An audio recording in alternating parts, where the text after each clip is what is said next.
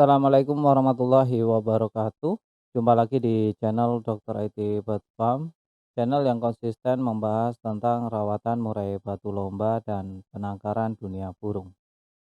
Teman-teman, tema kali ini kita ingin membahas mengenai murai batu seperti ini tidak layak untuk dipelihara. Jadi murai batu seperti apa yang sekiranya tidak pantas untuk kita rawat atau kita lanjutkan yang orientasinya ke lomba. Sebelum kita masuk ke topik pembahasan, kita masuk ke intro terlebih dahulu. Cekidot.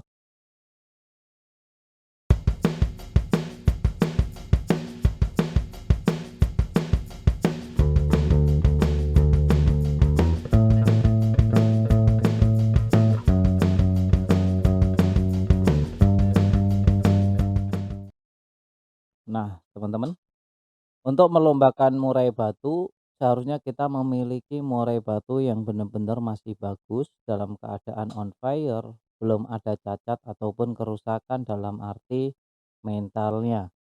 Karena untuk murai batu, mental itu penting sekali. Mental adalah pokok fondasi dasar untuk kita dalam mengembangkan dan memanipulasi bagaimana caranya agar murai batu nanti selalu bisa perform maksimal, selalu bisa, juara satu di setiap kontesnya. Nah, ini tidak mudah.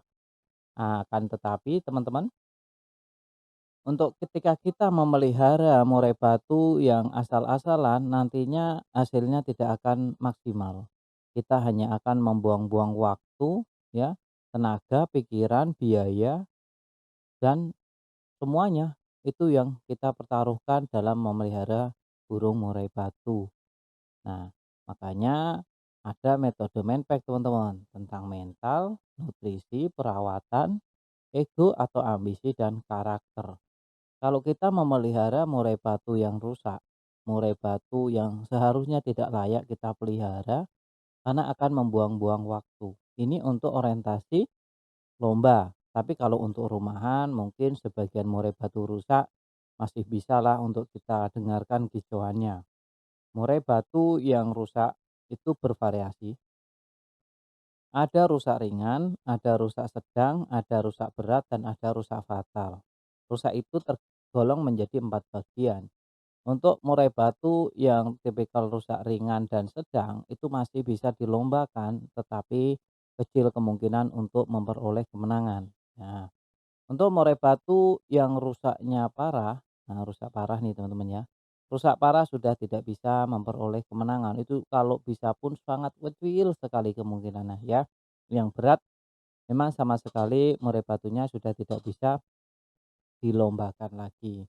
Nah, hal-hal kecil demikianlah yang seharusnya kita pahami dalam merawat burung murai batu lomba, teman-teman. Oleh karena itu, untuk murai batu yang di rumah gacornya itu keterlaluan ketika melihat burung nyerang. Nah, ini tipikal burung murai batu yang memang sudah rusak rusak berat ya, rusak berat. Nah, untuk murai batu mungkin gacor. Untuk harian dia gacor, bisa ya untuk harian harian gacor.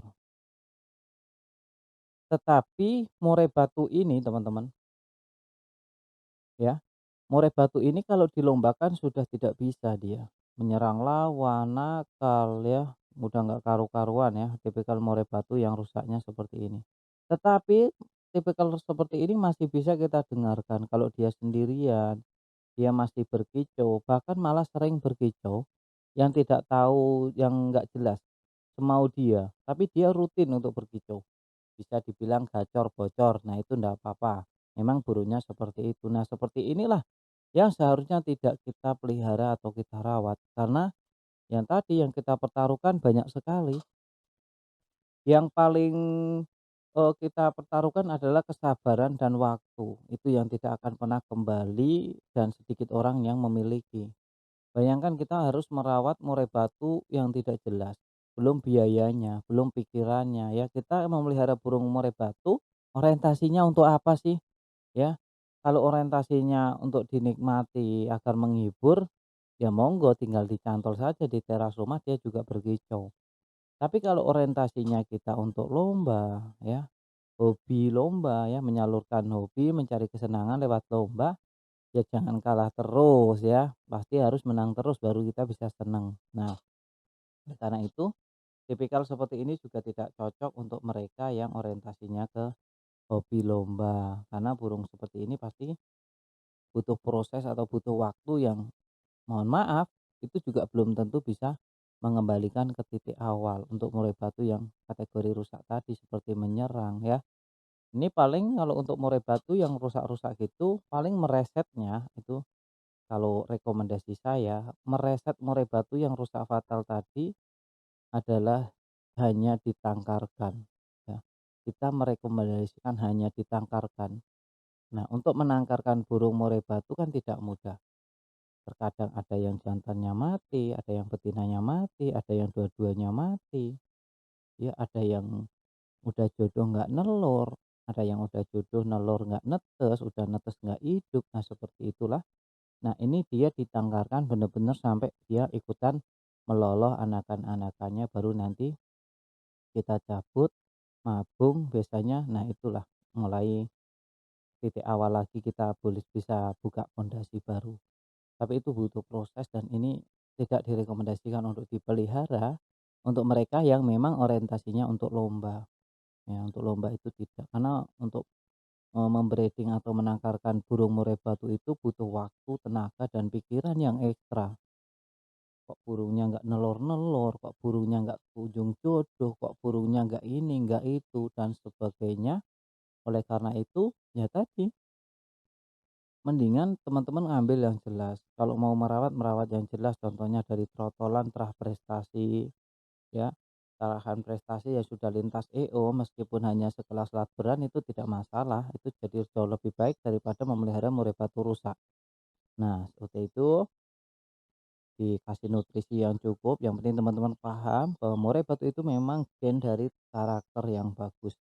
Karena untuk melombakan burung murai batu itu sebenarnya burungnya bagus-bagus semua teman-teman. Ya, apalagi sekarang banyak sekali terahan nasional ya kan. Terus yang kita lombakan apa sebenarnya?